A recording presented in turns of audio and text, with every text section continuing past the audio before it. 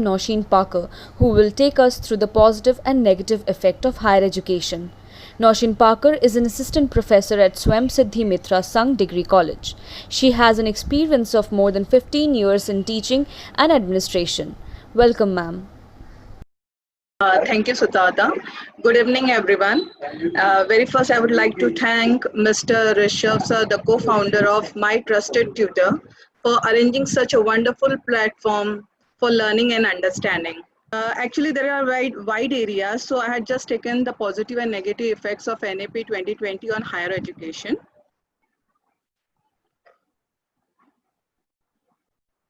Okay, a brief profile of mine. At present, I'm working as an assistant professor at Swam Siddhi Degree College. I'm also a transformation coach and a teacher trainer.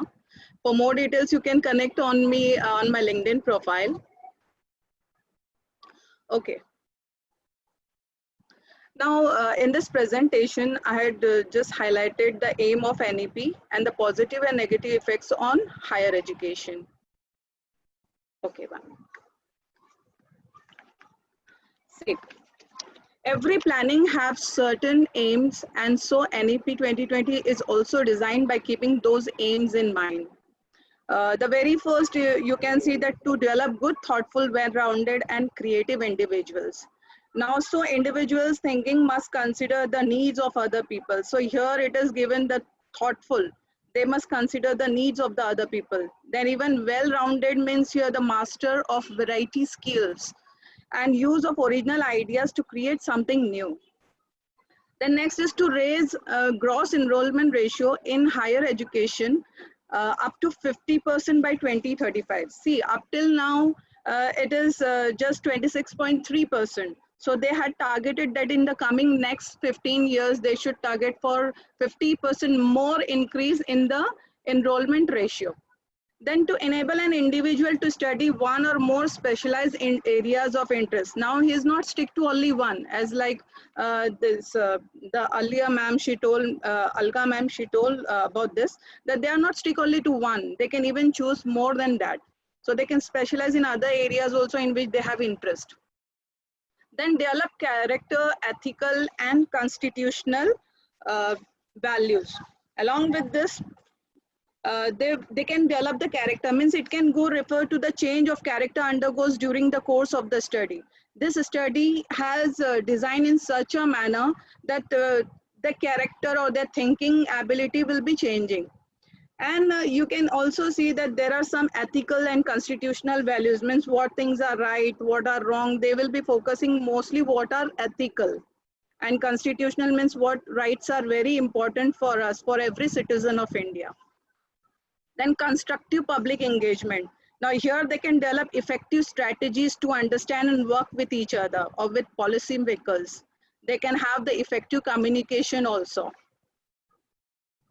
Now the positive effects of NEP 2020 on higher education. First of all, there is ending the fragmentation of higher education. You can see that now at present our education is fragmented. It is divided. But with this transformation, you can find that there are varieties of new streams coming side by side. So earlier there was some in the traditional method there was no that much scope, but now there is a holistic approach. You can go along with many things at a time. Then transforming into large multidisciplinary universities or college and higher education institution clusters. Now here all undergraduate programs will also emphasize on music, sports, visual and performing arts. Then even in India, you know that our roots are very deep inside related to art and music. Even you can take yoga also as an integral part of such efforts, as we are giving so much importance to yoga and all. So this can be also a part of our curriculum.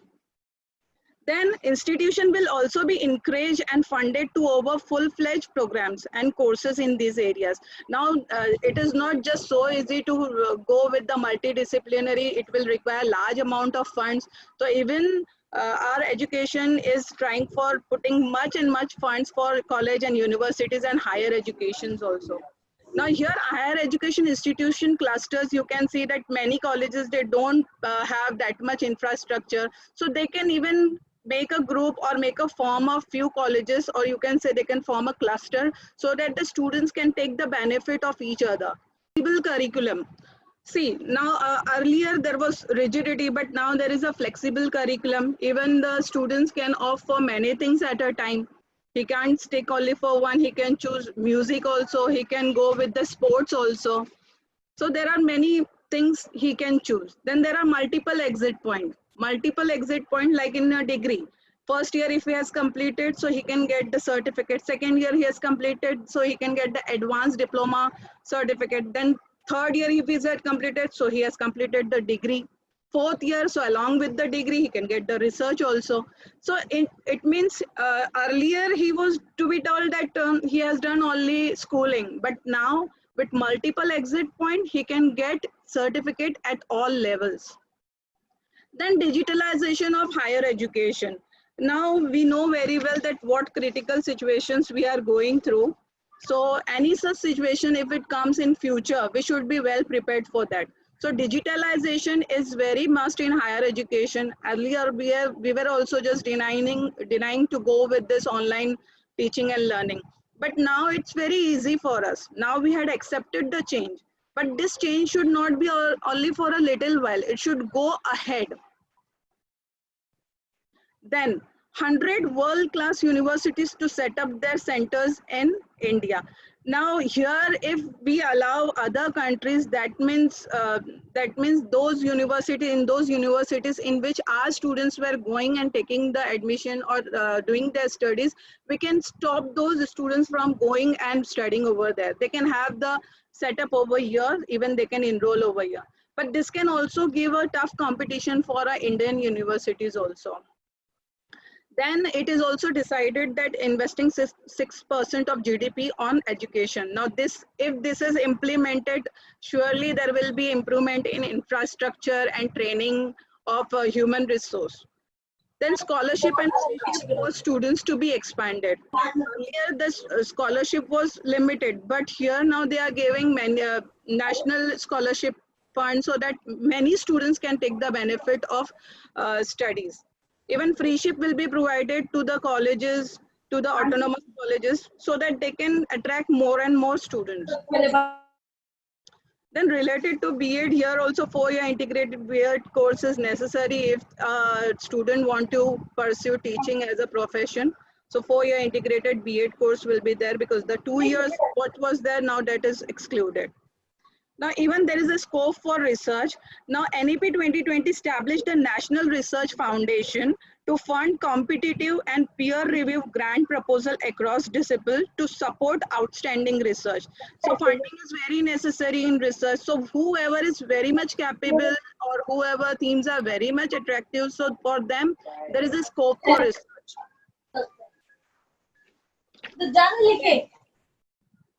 We'll go with the negative effects of NEP 2020 on higher education. First of all, we had seen that there was no democratic process of discussion. So due to which many teachers, committee and students committee and other stakeholders, they had taken the objection, and so many debates are going on. If they had considered the democratic process, then I don't think that so much issues, or now we are only discussing that what is right, what is wrong. But somewhere they could have followed this, and the COVID situation is also going on. So this is a little bit stress time. So no one was expecting such a hurry in this new education policy. Then universal human values were ignored. In the earlier national curriculum framework in the year 2005, at that time great emphasis were given on the universal human values. But now you will find that only Indian values and constitutional values, but universal human values are not at all taken into account. And there are still many questions related to what type of content and what type of values we are going to inculcate, because this will be from the baseline. Then lack of skilled teachers.